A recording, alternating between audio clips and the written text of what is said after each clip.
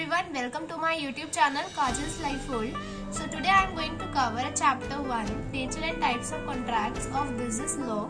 So if you like my video, please like, share and subscribe my channel. If you like my video, please let me know in the comment section, and I am going to make part 2 in which I am going to make different kinds of contracts, because guys I have not covered this part in this video because it becomes too long. So I am going to make part 2 in which I am going to cover the different kinds of contracts. So please watch it also so that the chapter becomes complete. So let's start the video.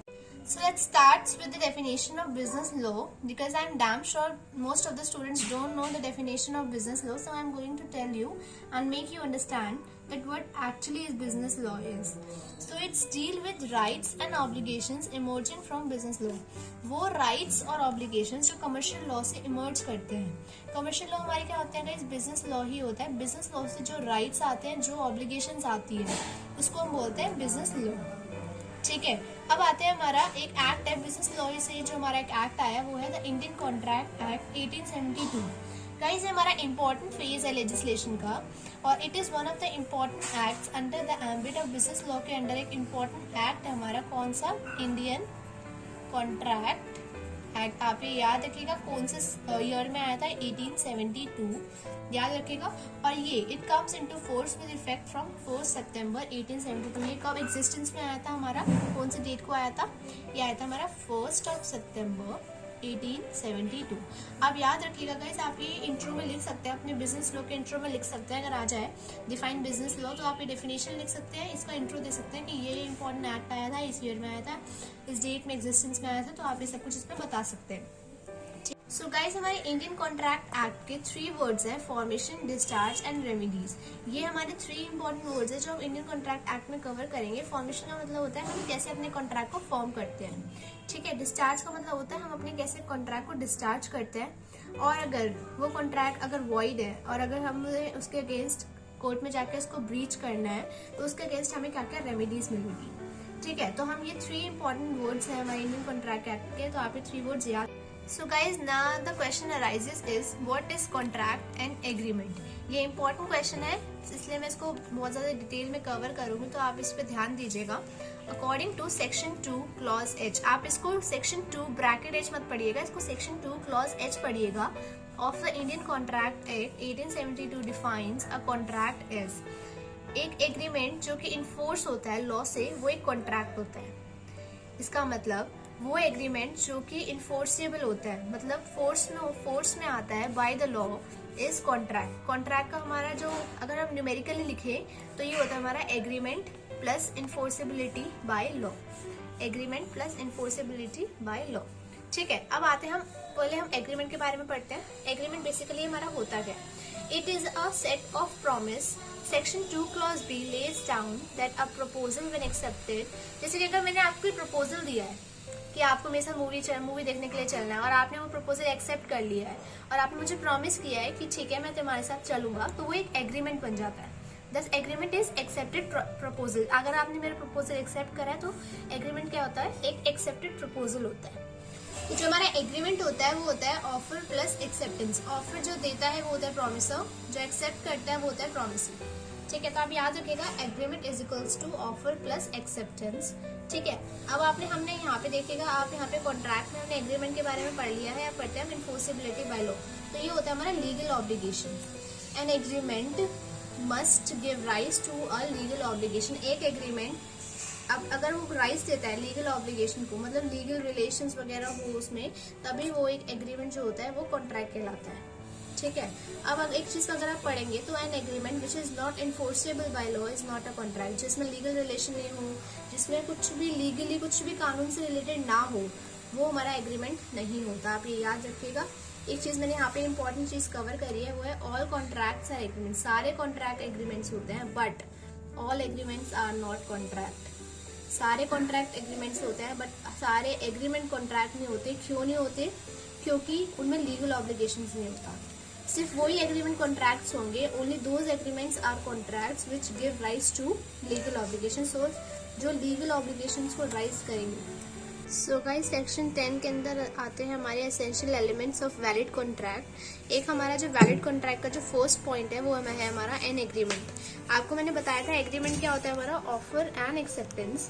तो offer can be subject to any terms and conditions. जो भी हम offer बनाएंगे उसके कुछ terms कुछ conditions होनी चाहिए, वो सर्टन होना चाहिए, लूज या वेग नहीं होना चाहिए, मतलब झूठा या कुछ ऐसा वगैरह नहीं होना चाहिए, वो बिल्कुल उसके कुछ टर्म्स एंड कंडीशंस होने चाहिए। It should be absolute and unqualified, बिल्कुल एब्सोल्यूट होना चाहिए, अनक्वालिफाइड नहीं होना चाहिए। Acceptance must be expressed in some usual and reasonable manner. जो हमारा एक्सेप्टेंस होना चाहिए वो कुछ यूजुअल एंड रीजनेबल मैनर में होना चाहिए, unless the proposal describes the manner in which it is to be accepted. Unless and until अगर हमारा प्रपोजल जिसने दिया है हमको वो डिस्क्राइब ना कर दे कि ये हमारा जो एक्सेप्टेंस है किस मैनर में होना चाहिए। ठीक है, एग्रीमेंट में कुछ नहीं हमारा। नेक्स्ट आता है हमारा, जैसे कि आप देखेंगे नेक्स्ट हमारा intention to create legal relations. तो intention to create legal relations में हमारी एक केस स्टडी बहुत इंपॉर्टेंट है, वो है बैल्फोर वर्सेस बैल्फोर। मैं आपको बताऊंगी इस केस स्टडी में एक्चुअली में है क्या, बट पहले हम मतलब जान लेते हैं। It means the intention to be legally bound, मतलब कोई अगर दो पार्टीज हैं, कोई एक दूसरे के साथ कॉन्ट्रैक्ट कर रही है तो वो लीगली बाउंड होनी चाहिए, मतलब उनमें लीगल रिलेशंस होने चाहिए। ठीक है, फैमिली रिलेशंस होंगे, सोशल रिलेशंस होंगे या फैमिली अरेंजमेंट्स वगैरह में होंगे तो वो कॉन्ट्रैक्ट हमारा वैलिड कॉन्ट्रैक्ट नहीं होगा। गाइस आप ये याद रखिएगा please. If the intention is not to create legal relation, अगर उनके इंटेंशन लीगल रिलेशंस क्रिएट करने के नहीं है, it will not give rise to a valid contract. Valid contract उनमें नहीं होगा। ठीक है, कॉन्ट्रैक्ट फैमिली मेंबर्स में हो, रिलेटिव्स में हो, सोशल अरेंजमेंट्स में हो, they do not intend that they shall be attended by legal consequences. उनमें लीगल रिलेशंस नहीं माना जाएगा। अगर उनमें कॉन्ट्रैक्ट हुआ भी होगा, अगर वो ब्रीच करने के लिए जाएंगे भी तो भी वो वैलिड, जब वो कॉन्ट्रैक्ट ही वैलिड नहीं है तो वो ब्रीच ही क्यों करेंगे। आप ये बात सोचिए, अगर वो कॉन्ट्रैक्ट ही वैलिड नहीं है, कोर्ट जब उसको एक्सेप्ट ही नहीं करेगा तो ब्रीच करने का कोई फायदा ही नहीं है। ठीक है, आप ये याद रखिएगा। मैं आपको एक केस स्टडी बताती हूँ बैल्फोर वर्सेस बैल्फोर की, आप एक मिनट रुकिए। So guys, this is our case study. Mr. Balfour, who was serving the government of Ceylon, went to England with his wife on leave. जो मिस्टर बैल्फोर थे वो सिलोन गए थे अपनी वाइफ के साथ, गवर्नमेंट की तरफ से गए थे on leave. After the expiry of the period of leave, जब वो उनका जो लीव था वो एक्सपायरी हो गया तो mister Balfour had to go back to Ceylon. उनको सिलोन वापस जाना था, but his wife could not accompany him for medical reasons. पर उनकी वाइफ जो थी वो उनका साथ नहीं आ पाई क्योंकि उनको मेडिकल रीजन, मतलब कोई मेडिकल प्रॉब्लम होगा। तो consequently he promised only to pay an allowance of ₹30 a month until she rejoined him. तो उन्होंने जो मिस्टर बैल्फोर था उन्होंने अपनी वाइफ को प्रॉमिस किया, ओरली प्रॉमिस किया था, यहाँ पे लिखा ना ओरली प्रॉमिस किया था कि वो उनको इतना अलाउंस देंगे जब तक वो उनको ज्वाइन नहीं कर लेती। On his failure to make the payment, अगर वो मिस्टर बैल्फोर पेमेंट नहीं कर पाए, the wife sue him for the recovery of promise amount. तो वाइफ उनको स्यू कर सकती है, कोर्ट में ले जा सकती है उनसे उस अमाउंट को रिकवरी करने के लिए। Her suit was dismissed by the court on the point that the agreement was only an arrangement between the two. ये गाइस आप याद रखिएगा, वाइफ और हस्बैंड में कोई केस है तो ये सोशल अरेंजमेंट होगा हमारा, तो वो जो केस होगा वो वैलिड नहीं होगा। वो अरेंजमेंट है between the two and the parties never intended to create legal relations. उनमें लीगल रिलेशन ही नहीं क्रिएट हुआ, तो it was an agreement of domestic nature. ये डोमेस्टिक नेचर का एग्रीमेंट है, सोशल नेचर का एग्रीमेंट है, तो ये हमारा क्या होगा, वैलिड कॉन्ट्रैक्ट नहीं होगा। तो this is the important case study of intention to create legal relations. तो आप ये याद रखिएगा, एक केस स्टडी आप लिख कर आएंगे ना तो it gives good impression to the examiner to check it. और आप ये याद रखिएगा गाइस, जो भी आप पेपर में लिखते हैं उसमें कोई भी इंपॉर्टेंट वर्ड्स हो, लाइक अगर यहाँ पे लीगली बाउंड है तो लीगली बाउंड को आप अंडरलाइन कर दीजिए, सो दैट एग्जामिनर को ये होता है कि हाँ बच्चे ने कुछ मेहनत करी है, उसने कुछ लिखा है पेपर में। तो अगर आप वो वर्ड्स अंडरलाइन करते हो ना तो एग्जामिनर बिना पढ़े ही आपको नंबर दे देता है कभी कभार, बिकॉज ऐसा मेरे साथ हुआ है कभी कभार। ठीक है, so guys the next essential elements of valid contract is free consent. Free consent का मतलब होता है यहाँ पे, जैसे कि अगर मेरी ये दो पार्टीज है, ए पार्टी और बी पार्टी है, और अगर इन दोनों के बीच में कोई कॉन्ट्रैक्ट हो रहा है तो ये दोनों आपस में एग्री होने चाहिए एक दूसरे के। ठीक है, ये नहीं कि अगर ये कॉन्ट्रैक्ट कर रहा है इससे तो ये एग्री नहीं है। इन दोनों का एग्री होना बहुत जरूरी है, इन दोनों का कंसेंट होना बहुत जरूरी है। अगर कोई कंसेंट किसी के दबाव में आके किया जाए या किसी को धमका के किया जाए, जैसे कि मैंने यहाँ लिखा है any consent is said to be free when it is not caused by. Consent को जब फ्री माना जाएगा जब हम किसी को धमका के काम ना करवाया जाए किसी का एडवांटेज, अनड्यू इन्फ्लुएंस का मतलब होता है किसी का एडवांटेज ना उठाया जाए, उसमें फ्रॉड ना करा जाए किसी चीज का, और मिसरिप्रेजेंटेशन नहीं होना चाहिए, तो वो ही कॉन्ट्रैक्ट हमारा क्या होगा, वैलिड कॉन्ट्रैक्ट होगा, अगर वो फ्री कंसेंट है तो। यहाँ पे आप इसका मतलब देखिए, means the parties agrees upon the same thing in the same sense, there must be consent and it must also be free. मतलब जो कंसेंट होना चाहिए वो फ्री होना चाहिए, तभी हम इसको वैलिड कॉन्ट्रैक्ट मानेंगे। ठीक है, अगला है हमारा कॉन्ट्रैक्चुअल कैपेसिटी। इसमें क्या होता है, अगर दो पार्टीज एग्री हैं किसी कॉन्ट्रैक्ट के लिए, बट एक पार्टी या तो माइनर है या फिर उसका दिमाग कुछ खराब है, मतलब अनसाउंड माइंड का है, या फिर वो डिस्क्वालिफाइड है कॉन्ट्रैक्ट के लिए, या फिर इस पे बहुत ज्यादा केसेस चल रहे हैं, तो वो इंसान कॉन्ट्रैक्ट के लिए कैपेबल नहीं होगा। इसका मतलब है according to section 11 the person who is minority है मतलब उसकी एज 18 से कम है, and who is of unsound mind and who is disqualified from contracting by any other law are incompetent. जो ये पर्सन होंगे, अगर हम इनसे कॉन्ट्रैक्ट कर रहे हैं तो ये कॉन्ट्रैक्ट वैलिड हमारा नहीं माना जाएगा। अगर हम कॉन्ट्रैक्ट माइनॉरिटी से कर रहे हैं, या फिर हम किसी अनसाउंड माइंड पर्सन से कर रहे हैं, या फिर हम किसी ऐसे पर्सन से कर रहे हैं जिसके पास डिसक्वालिफाइड पर्सन से कर रहे हैं, जिसको क्वालिफाई नहीं किया गया, मतलब जिसपे बहुत सारे केसेस चल रहे हैं। तो अगर ऐसा कुछ है, अगर इन तीनों में से हम किसी भी कुछ कर रहे हैं, तो वो हमारा वैलिड कॉन्ट्रैक्ट नहीं है। ठीक है, so guys the next point is lawful consideration. Lawful consideration क्या होता है, जैसे कि अगर हम कोई कॉन्ट्रैक्ट कर रहे हैं एक दूसरे से, और मैंने इसको बोला है कि तू मुझे 1 टन राइस देगा, ठीक है, और ये मुझे रिटर्न में क्या देगा, पैसा देगा। ठीक है, तो मतलब इसमें कोई कंसिडरेशन होना चाहिए, कोई किसी चीज का इन्वॉल्वमेंट होना चाहिए। ठीक है, a contract without consideration is void. अगर हमारे इस चीज में कंसिडरेशन नहीं है, पैसों का कंसिडरेशन का मतलब होता है when you get something in return.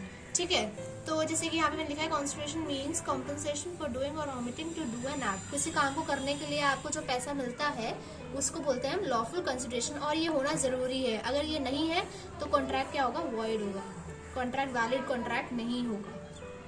Next point है हमारा लॉफुल ऑब्जेक्ट। लॉफुल ऑब्जेक्ट का मतलब होता है the object of N agreement must B lawful. जैसे कि अगर मैंने ए और बी में कॉन्ट्रैक्ट चल रहा है और ए ने बी से बोला कि तू मुझे 100 गन्स लाके देगा 0.25 कॉल्ट की। ठीक है, इसने बोला कि तू मुझे 100 गन्स लाके देगा, और इसने बोला कि ठीक है। अगर ये इससे 100 गन्स मांग रहा है, अगर ये गन अगर हमारे अच्छे पर्पस के लिए यूज हो रही है, लाइक अगर आर्मी वगैरह के लिए यूज हो रही है, तो अच्छा ठीक है, ये हमारा लॉफुल ऑब्जेक्ट है। बट अगर ये गन्स किसी को इंजरी करने के लिए यूज हो रही है, या फिर किसी चीज के लिए डैमेज के लिए यूज हो रही है, तो ये हमारा लॉफुल ऑब्जेक्ट नहीं है, और यहीं पर हमारा कॉन्ट्रैक्ट क्या हो जाएगा, वॉइड। कॉन्ट्रैक्ट वैलिड कॉन्ट्रैक्ट नहीं होगा। यहाँ पे लॉफुल ऑब्जेक्ट होना चाहिए, मतलब जो लॉ को कोई ठेस ना पहुंचाए या फिर किसी को इंजरी ना करे, कोई फ्रॉड वगैरह ना हो, इसलिए हमारा ये जो होना चाहिए ऑब्जेक्ट होना चाहिए वो लॉफुल होना चाहिए। So guys the next point is not expressly declared void. इसमें हमारे जो एग्रीमेंट्स होते हैं जो शुरुआत से ही वॉइड होते हैं, मतलब फॉर्मेशन करते हैं बट वो वॉइड होते हैं, वो हमारे वैलिड कॉन्ट्रैक्ट्स नहीं होते। जैसे कि हमारा रिस्ट्रेन ऑफ मैरिज हो गया, रिस्ट्रेन ऑफ ट्रेड हो गया, रिस्ट्रेन ऑफ लीगल प्रोसीडिंग्स हो गया, इम्पॉसिबल एग्रीमेंट्स हो गया, अनसर्टेन ऑफ एग्रीमेंट्स हो गया, ये सारे हमारे क्या होते हैं, वॉइड एग्रीमेंट्स होते हैं, इनका फॉर्मेशन नहीं होता। ठीक है, इनका फॉर्मेशन नहीं होता, ये सब हमारे वॉइड एग्रीमेंट्स होते हैं। अगर इनमें से कोई अगर एक कॉन्ट्रैक्ट है तो वो हमारा नॉट एक्सप्रेसली डिक्लेयर्ड वॉइड होगा, वो हमारा वैलिड कॉन्ट्रैक्ट नहीं होगा। सर्टेनिटी ऑफ टर्म्स, इसका मतलब जो हमारे टर्म्स हैं वो सर्टेन होने चाहिए। जैसे कि अगर मैंने किसी कस्टमर को बोला, ए और बी में बात चल रही है, मैंने इसको बोला तो मुझे 100 टन्स ऑफ ऑयल देगा। ठीक है, इसने दे दिया ऑयल, बट इसको कौन सा ऑयल चाहिए था, इसको चाहिए था कोकोनट ऑयल। तो अब ये इसको स्यू नहीं कर सकता, क्योंकि इसने इसको क्या बोला था कि मुझे 100 टन्स ऑफ ऑयल चाहिए, इसने ये स्पेसिफाई नहीं किया था कि इसको कोकोनट ऑयल चाहिए। अगर ये चीज स्पेसिफाई करता और अगर ये इसको गलत ऑयल पहुंचाता तो ये इसको स्यू कर सकता था, ए बी को स्यू कर सकता था। यहाँ पे उसने जो टर्म्स है वो क्लेरिफाई ही नहीं करी, उसने सिर्फ ये बोला कि मुझे क्या चाहिए, 100 टन्स ऑफ ऑयल चाहिए, उसने ये नहीं बोला कि मुझे कौन सा ऑयल चाहिए। ठीक है, तो यहाँ पे the terms of the agreement must be certain होनी चाहिए, और at least capable of being made certain to give rise to a valid contract. अगर ये यहाँ पे 100 टन्स ऑफ ऑयल बोल रहा है, इसको नहीं बोल रहा कोकोनट ऑयल चाहिए, तो ये ए बी को स्यू नहीं कर सकता। यहाँ पे जो टर्म्स है वो सर्टेन नहीं है, क्लेरिफाई नहीं है। यहाँ पे हमारा सेक्शन कौन सा है, सेक्शन 29, याद रखिएगा, ये इंपॉर्टेंट है। So the next point is possibility of performance. Performance की पॉसिबिलिटी होनी चाहिए। As per section 56 agreements to do an act impossible of performance can not be enforced. For example, मैं आपको एग्जाम्पल देती हूँ, ए बी से शादी करने वाला था बट बी की हो गई डेथ। ये इसकी डेथ हो गई, ठीक है। अब क्या ए बी से शादी कर सकता है? नहीं कर सकता, क्योंकि यहाँ पे पॉसिबिलिटी ही नहीं है। हम बी को जिंदा ही नहीं कर सकते, जब वो मर चुका है तो हम उसको जिंदा कैसे करके ए से शादी करवा सकते हैं? तो यहाँ पे पॉसिबिलिटी नहीं है, ठीक है। एक एग्जांपल और मैं देती हूँ आपको। जैसे कोई सिंगर है, सिंगर को हमने कॉन्ट्रैक्ट दिया था कि तू यहाँ पे आके गाना गाएगा, बट फ्यू डेज बाद उसका जो गला था, थ्रोट था उसका, वो खराब हो गया। अब आप बताइए क्या वो गाना गा सकता है? नहीं गा सकता। और ऊपर से डॉक्टर ने उसको एडवाइस दिया है कि आपको रेस्ट करना है। तो ये जो है हमारा यहाँ पे पॉसिबिलिटी ऑफ परफॉर्मेंस, यहाँ पे पॉसिबिलिटी ही नहीं है कि वो एक कॉन्सर्ट में आके गाना गा सके। तो हर एक, अगर कोई हम कॉन्ट्रैक्ट बना रहे हैं तो उसमें पॉसिबिलिटी होनी चाहिए परफॉर्मेंस, ठीक है गाइस। और guys the last but not the least is legal formalities.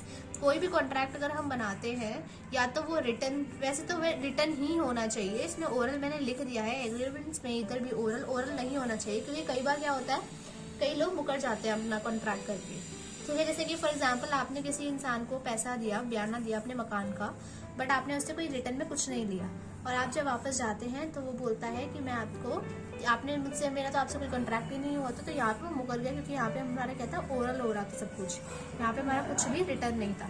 तो अगर हम कोई भी कॉन्ट्रैक्ट बनाते हैं तो वो हमारा रिटर्न में होना चाहिए। However certain agreements are required to be written in the presence of witness. Witness होना चाहिए, ठीक है, और रजिस्टर्ड होना चाहिए by the law in force in India.